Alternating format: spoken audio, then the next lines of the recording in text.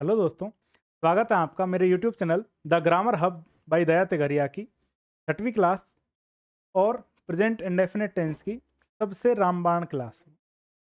हम लोग अभी तक English zero to hero series में 5 क्लासेस ले चुके हैं और उस 5 क्लासेस में बहुत अच्छी अच्छी चीज़ें हम लोग पढ़ चुके हैं। उन सभी चीज़ों में आपने उनको बहुत अच्छा प्यार दिया और कमेंट में आप लोग बता रहे हो कि किस तरह से उस चीज़ को हम लोग और आगे बढ़ा सकते हैं। आपके सुधार जो आप बता रहे हो उन पे भी हम लोग गौर कर। अब हमारी ये जो क्लास है प्रेजेंट इंडेफिनिट टेंस आज यहाँ पे ख़त्म हो जाएगा और इस प्रेजेंट इंडेफिनिट टेंस में मैं आपको गारंटी के साथ ये बोल सकता हूँ कि अगर आपने ये वाली क्लास ले ली तो आपकी जो कंपटीशन एग्ज़ाम है उसमें आपका प्रेजेंट इंडेफिनिट से रिलेटेड कोई भी प्रश्न गलत नहीं होगा। तो ये जो रामबाण क्लास है ये हम लोग शुरू करेंगे, लेकिन उससे थोड़ा सा पहले मैं आपको एक छोटी सी न्यूज़ दे देता हूँ कि मेरा Telegram channel the grammar hub Daya Tigaria इसको आप ज्वाइन कर लें, क्योंकि हमारी ये जो क्लास होती हैं इनके जो सारे नोट्स हैं वो उसकी जो पीडीएफ है वो आपको इस चैनल पे मिल जाएगी। और साथ ही साथ आपकी परीक्षा से रिलेटेड जो भी लेटेस्ट न्यूज़ आएगी, जो उनकी समस्या होती है उनको भी हम लोग वहाँ पे सॉल्व करने की कोशिश करेंगे। चलिए शुरू करते हैं हमारी आज की क्लास, जिसमें हम लोग प्रेजेंट इंडेफिनिट टेंस की correct form of the verb अगर हम उसको बोलें तो कोई गलत बात नहीं होगी। ऐसे कुछ जादुई शब्द देखेंगे जो अगर हम हमको किसी भी अंग्रेजी के वाक्य में मिल जाते हैं, इसका मतलब वो प्रेजेंट इंडेफिनिट टेंस है। और अगर वो प्रेजेंट इंडेफिनिट टेंस है तो इसका मतलब हम वहां पे किसका प्रयोग करेंगे? वर्ब की फर्स्ट फॉर्म या वर्ब की फर्स्ट फॉर्म में एस या एस का प्रयोग तो करेंगे हम अफर्मेटिव सेंटेंस में। और अगर नेगेटिव इंटरोगेटिव इंटरोगेटिव नेगेटिव वगैरह कोई सेंटेंस आता है तो वहां पे आप लोगों को पता ही है डू या डज प्लस वर्ब की फर्स्ट फॉर्म का प्रयोग होता है।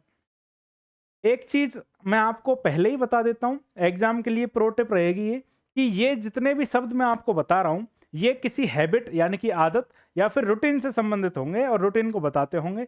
उन्हीं शब्दों को अगर हम कहीं भी किसी भी अंग्रेजी के वाक्य में देखते हैं तो इसका मतलब वो प्रेजेंट इंडेफिनिट टेंस हो। कि सर इंग्लिश में भी पहचान होती है। अभी अभी तो हमने जो पिछली क्लासेस ली थी उसमें आपने हमको हिंदी की पहचान बताई थी कि अगर किसी भी वाक्य के अंत में ता है, ते है, ती है ये वाक्य के किसी भी वाक्य के अंत में मिल जाते हैं तो वो प्रेजेंट इंडेफिनिट टेंस का वाक्य होता है। तो क्या अंग्रेजी में भी ऐसे ही कुछ पहचान होती है? जी हाँ, ये जो शब्द मैं आपको बता रहा हूँ ये उसी प्रकार से पहचान का काम करेंगे। और अगर ये शब्द आपको किसी भी वाक्य में देखने को मिल जाते हैं तो इसका मतलब वो कौन सा वाक्य होगा?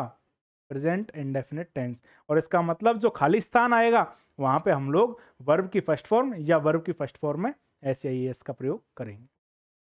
आ रही बात समझ में? तो बताओ पहला शब्द क्या आया सर? पहला शब्द आया सर हमारे सामने ऑलवेज। पहला शब्द क्या आया हमारे सामने?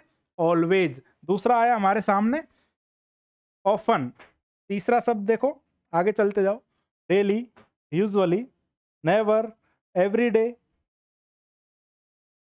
Rarely, scarcely, generally, occasionally, once a week, twice a day.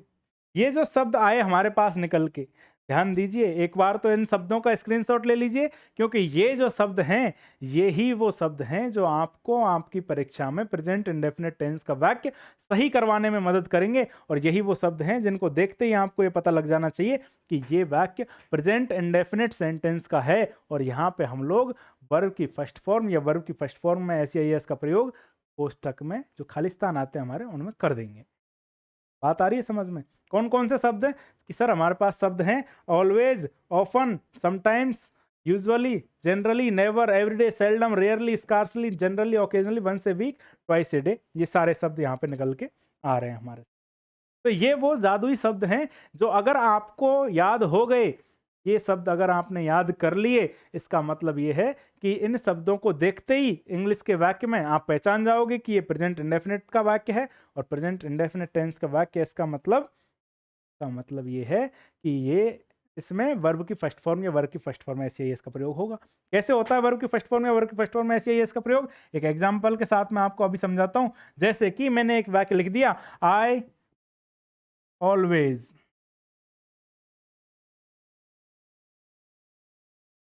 Khalistan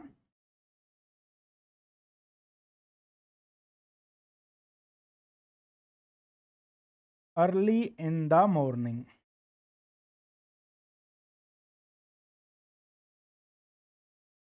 और यहाँ पे वेक क्रिया का प्रयोग, I always Khalistan early in the morning, और वेक जो क्रिया है उसका प्रयोग करना है। तो ध्यान दीजिए, ऑलवेज शब्द आते ही हमारे दिमाग में क्लिक कर जाना चाहिए कि हाँ सर, हमारा ये जो वाक्य है ये तो प्रेजेंट इंडेफिनिट टेंस का वाक्य है, और ये प्रेजेंट इंडेफिनिट टेंस का वाक्य होते ही यहाँ पे हम लोग किसका प्रयोग कर देंगे, वर्ब की फर्स्ट फॉर्म या वर्ब की फर्स्ट फॉर्म एस या ईएस का।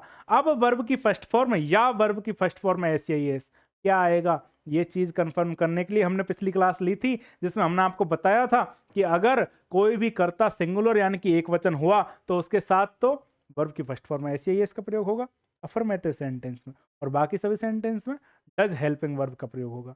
और अगर कोई कर्ता यानी कि सब्जेक्ट अगर वो प्लूरल है तो वहां पे हमारे सामने क्लियर कर दिया था मैंने कि अगर कोई कर्ता प्लूरल है तो वहां वर्ब की फर्स्ट फॉर्म में सिर्फ वर्ब की फर्स्ट फॉर्म का प्रयोग होगा, एस या ईएस का प्रयोग नहीं होगा। और अगर जो कोई भी नेगेटिव इंटरोगेटिव और इंटरोगेटिव नेगेटिव वाक्य आएंगे उनमें हम लोग सिर्फ डू प्लस वर्ब की फर्स्ट फॉर्म का प्रयोग करेंगे। तो यहाँ पे आई को मैंने कल आपको बताया था, आई वी यू दे तथा कोई भी बहुवचन करता दिखे तो वहां पे वर्ब की फर्स्ट फॉर्म का प्रयोग किया जाएगा, तो सिर्फ वर्ब की फर्स्ट फॉर्म आएगी और वो यहाँ पे आपको लिखी हुई मिलती है। तो वेक ऐसे के ऐसे यहाँ आगे बात समझ में, उदाहरण समझ में आ गया। इसी तरह से ये जो सारे शब्द हैं ऐसे ही आपको किसी भी वाक्य में लिखे हुए मिल जाएंगे, और अगर किसी भी वाक्य में ये सारे शब्द लिखे हुए मिले इसका मतलब वो सेंटेंस कौन सा हुआ, वो हमारा प्रेजेंट इंडेफिनिट सेंटेंस हुआ। और उस प्रेजेंट इंडेफिनिट सेंटेंस में हम लोग वर्ब की फर्स्ट फॉर्म या वर्ब की फर्स्ट फॉर्म में एस या ईएस का प्रयोग करेंगे। आगे देखिए, एक नियम निकल के आता है हमारे पास। मुख्य जो नियम यहाँ से शुरू हो रहे हैं वो तो आपकी correct form of the verb थी, मेन जो नियम होते हैं वो यहाँ से आपके सामने शुरू हो रहे हैं। और पहला नियम निकल के आता है हमारे पास यूनिवर्सल ट्रुथ्स, यानी कि शाश्वत सत्य। मतलब सूरज, चांद, पृथ्वी, इन सबसे जुड़े हुए जो तथ्य हैं, इनके मतलब जो विज्ञान के नियम हैं वो हमेशा के लिए प्रेजेंट इंडेफिनिट सेंटेंस में गिने जाते हैं, और वो शाश्वत सत्य होते हैं, यूनिवर्सल ट्रुथ होते हैं। उनको कहीं भी ऐसा नहीं है कि मैंने यहाँ बोल दिया कि चंद्रमा पृथ्वी का चक्कर लगाता है और अमेरिका में जाके कोई बोल रहा है कि नहीं सर पृथ्वी अमेरिका उसका चक्कर लगा रही है चंद्रमा का, ऐसा तो नहीं है। क्या होगा, पूरी दुनिया में जाके हम कहीं भी पूछ लें तो वहां पे एक ही जवाब निकल के आएगा कि हाँ सर चांद पृथ्वी का चक्कर लगाता है। इस तरह से ये सारे जो नियम बनते हैं, जैसे विज्ञान का नियम है कि पानी 100 डिग्री सेल्सियस पे भाप बन के उड़ जाता है, या फिर पानी 0 डिग्री सेल्सियस पे आके बर्फ बन जाता है, तो ये एक शाश्वत सत्य है, ये एक यूनिवर्सल ट्रुथ है, ये विज्ञान का एक नियम है। और जब ये नियम बदलते ही नहीं है इसलिए इनके साथ हमेशा प्रेजेंट इंडेफिनिट टेंस का प्रयोग होता है, और प्रेजेंट इंडेफिनिट टेंस का मतलब वर्ब की फर्स्ट फॉर्म या वर्ब की फर्स्ट फॉर्म में एस या ईएस का प्रयोग होगा। उदाहरण के लिए, द अर्थ खालिस्तान अराउंड द सन। मैंने अभी आपको उदाहरण बताया था कि चांद पृथ्वी के चक्कर लगाता है, लेकिन हमारी पृथ्वी भी सूरज के चक्कर लगाती है। और वही यहाँ पे उदाहरण आ गया कि द अर्थ यानी कि पृथ्वी सूरज के चक्कर लगाती है। तो ये हमारे पास एक शाश्वत सत्य, एक विज्ञान का नियम निकल के आ रहा है, और इसी नियम के चलते हम लोग यहाँ पे आंसर लिख देंगे रिवॉल्व्स, यानी कि पृथ्वी एक वचन है इसलिए इसमें एस या ईएस का प्रयोग कर दिया। हो गया।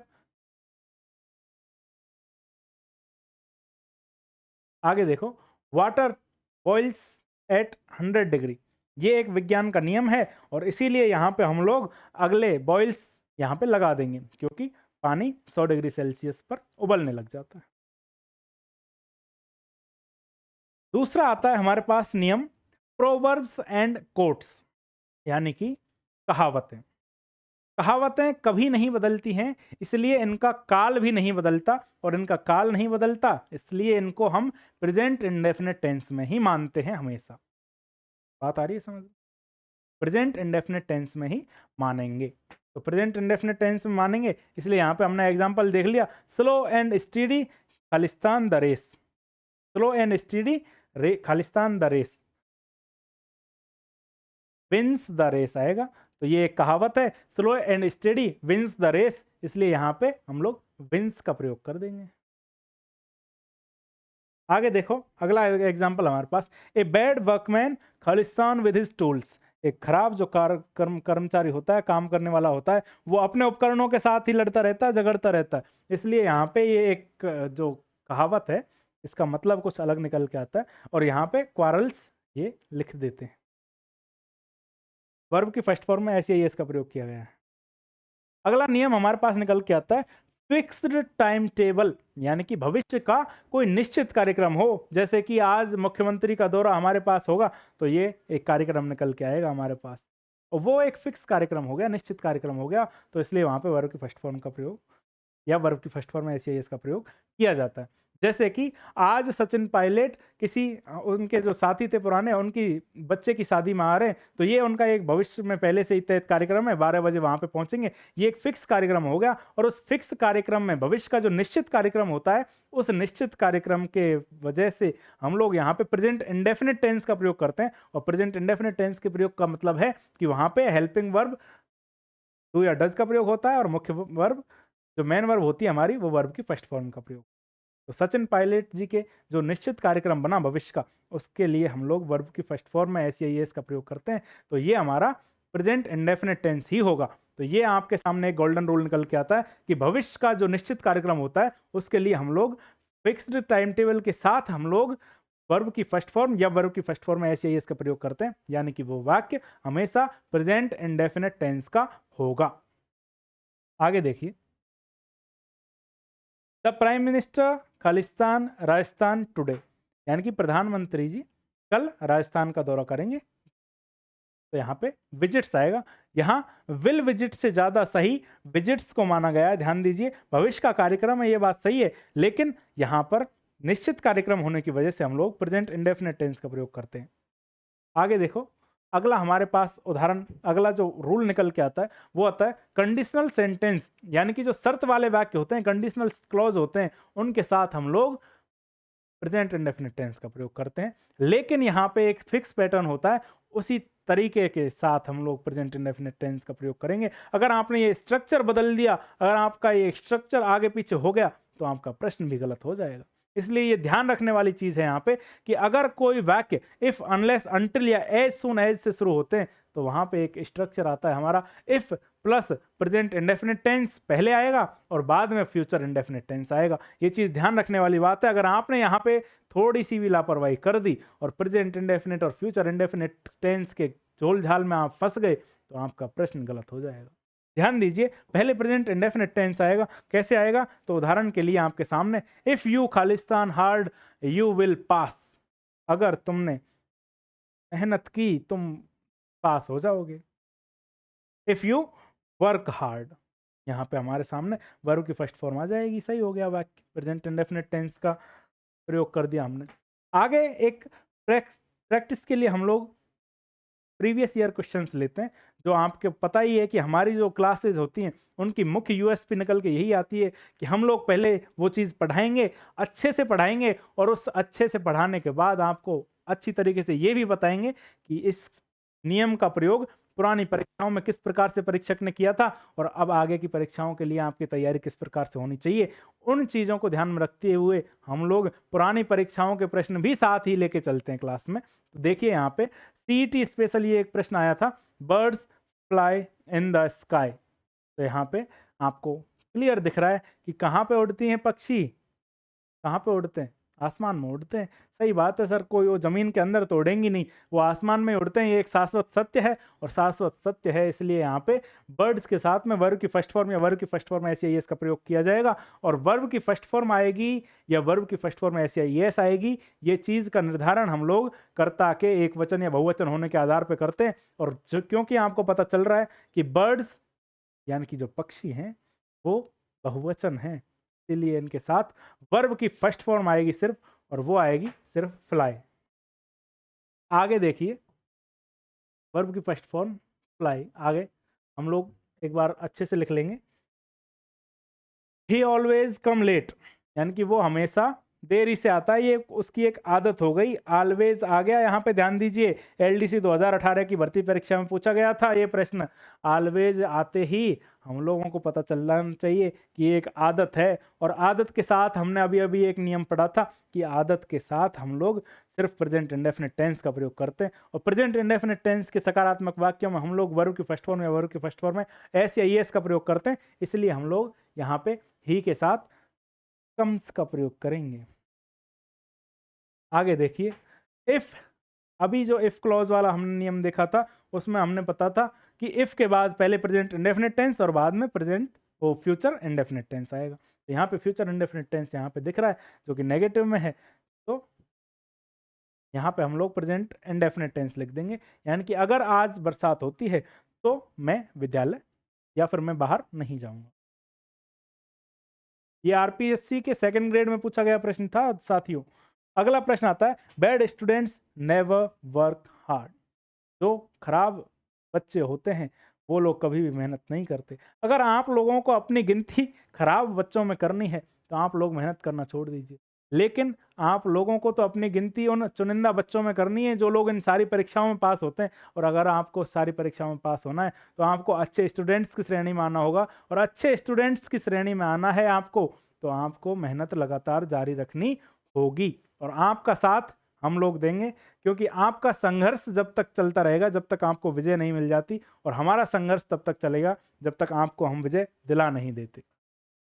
देखिए साथियों, ये जो चारों प्रश्न हैं ये पुरानी परीक्षाओं में आए हुए प्रश्न हैं, और इन सभी में प्रेजेंट इंडेफिनिट टेंस आएगा, क्योंकि यहाँ पे मैं आपको बता दूं ये एक शाश्वत सत्य है। यहाँ पे आपकी एक आदत हो गई, यहाँ पे कंडीशनल सेंटेंस हो गया, और ये भी एक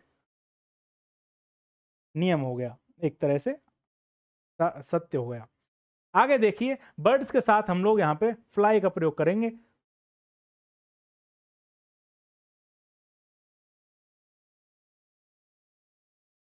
ऑलवेज कम, कम्स आएगा यहाँ पे, ऐसे एस का प्रयोग होगा। If it rains, bad students never work hard. आगे देखिए अपना, हमारी ये जो क्लास है जिसमें हमने प्रेजेंट इंडेफिनिट टेंस का बहुत ही अच्छे तरीके से जो परीक्षा में आने वाली विशेष चीजें हैं उनको हमने देखा, और मैं आपको गारंटी देता हूं कि अगर आपने ये नियम अच्छे से पढ़ लिए और आपकी समझ में आ गई एक बार कि अगर कोई भी शाश्वत सत्य है, अगर कोई भी आदतन कार्य है, अगर कोई भी चीज है, तो वहां पे हम लोग प्रेजेंट इंडेफिनिट टेंस करते हैं।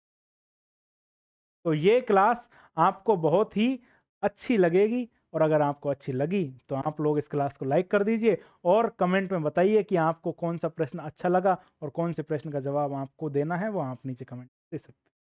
इसके अलावा मैं आपके साथ आपको ये बताना चाहूँगा कि ये जितनी भी क्लासेस मैं ले रहा हूँ इन सभी के जो पीडीएफ नोट्स हैं वो सभी आपको मेरे Telegram channel the grammar hub by Daya Tigaria पे मिल जाएंगे।